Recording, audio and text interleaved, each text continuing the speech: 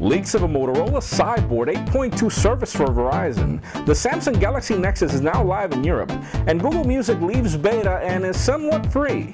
All this and more coming up right now.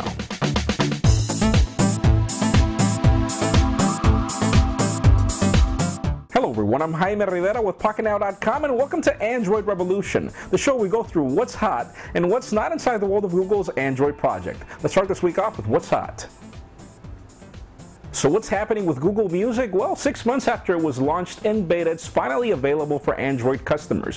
What this does is allow you to upload up to 20,000 songs for free to your personal cloud library and then stream it to your devices. You can also now purchase music in the Android market for similar prices to what you already know in iTunes and Amazon. And you can even share songs with your friends in Google Plus for them to play at least once and see if the song is good or not. It also allows independent artists to be able to sell their music in the Android market, which is really cool because currently in iTunes and Amazon you can't actually do that. Now this is not all fun and games because first of all, Warner Music is not selling music there, and also, well, you'd wonder if streaming music is actually a good solution when nowadays unlimited data plans have ceased to exist. Is this really a good competitor for iTunes and Amazon Music? Well, you be the judge. You can download the application for free in the Android market, begin uploading your music and test it out, and tell us in the comments down below what you think about Google Music so far.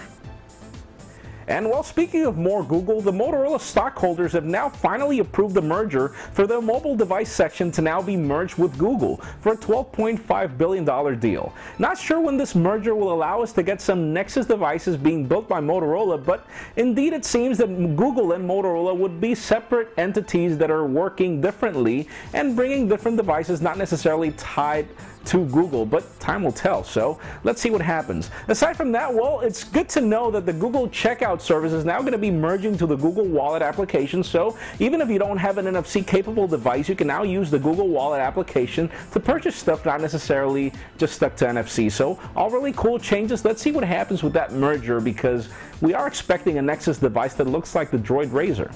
That would be cool. Out of the releases for the week, the Samsung Galaxy Nexus and therefore Android 4.0 ice cream sandwich is now a reality for some people in the world. The lucky ones are probably out there in the UK right now. So far the initial impressions of the phone are quite good, though nothing's really perfect. So wait for the phone to get to our Pocket Now labs and we'll tell you what's hot and what's not about the device. You'll even be happy to know that AT&T is asking their customers through their Google Plus page if they'd be willing to buy the phone. So vote everybody, because we definitely want that phone to make it to the AT&T network and other networks in the United States. And well, I bet your next question would be, what other phones are getting ice cream sandwich? And well, the list is actually nicely extensive. First of all, the Samsung Galaxy S2 lineup is definitely getting it.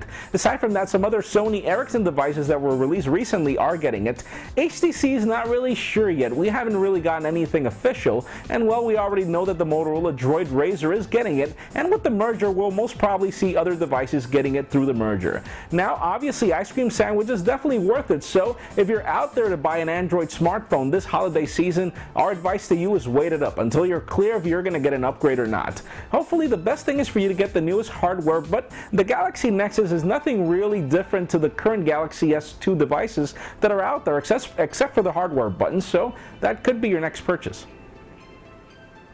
Now, out of this week's rumors, have a look at the recent images we published of a Motorola Droid Cyborg 8.2 that's apparently coming to Verizon. Now, the interesting news here is that it seems that Motorola is planning to ditch the Zoom 2 and Zoom 2 Media Edition tablets that they mentioned recently, and apparently they're only going to be launching them as the Droid Cyborg, weird name, 8.2 and 10.1. Now, the difference between these two tablets is actually only design and not really significant, so let's hope that Motorola ends up publishing 4 devices and not only 2. The more the merrier. And well, aside from that, we also caught other tablets, like for example the HTC Quattro, which, as the name entails in Spanish, 4, it actually brings the first quad-core processor to a tablet. Now this goes hands in hand with the HTC Edge that we recently leaked, so it does bring the NVIDIA Tegra 3 processor that we talked about recently. So hit the link in the description for details on the device. And well, we also recently leaked images of an LG Majestic that's headed to USA Cellular, so make sure you hit the link in the description for details because this is another Optimus Black device variant that's not really compelling. Out of this week's coverage, make sure you catch Dickie Adams' video unboxing of the Amazon Kindle Fire, which looks anything but an Android tablet. Now, if you really want to make that thing look like an Android tablet, well, we've got your back. Dickie also provides us with a full how-to video on how to root your Amazon Kindle Fire and then load any version of Android that you want. So, is it worth it for $200?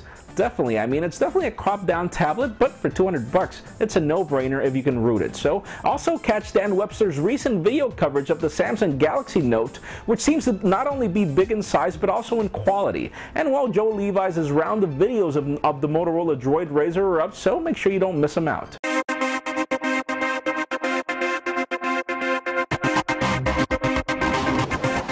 That does it for What's Hot. Let's continue on with What's Not, and well, this is not funny at all. If you own any Samsung Android smartphone and are either running or have ever ran the AccuWeather application, your device is exposing your geolocation data without your permission. Now, you'd think manufacturers, developers, and even Google would figure this out whenever they approve an application, but it seems they don't. So, write down the fix. You have two options. First of all, you can go into the settings of the AccuWeather widget and deactivate the automatic location data and set it to manually, or you can just root your device and deactivate and delete the application altogether. Whichever option you think about is best, because obviously your geolocation data could be exposed to hackers, so beware of this.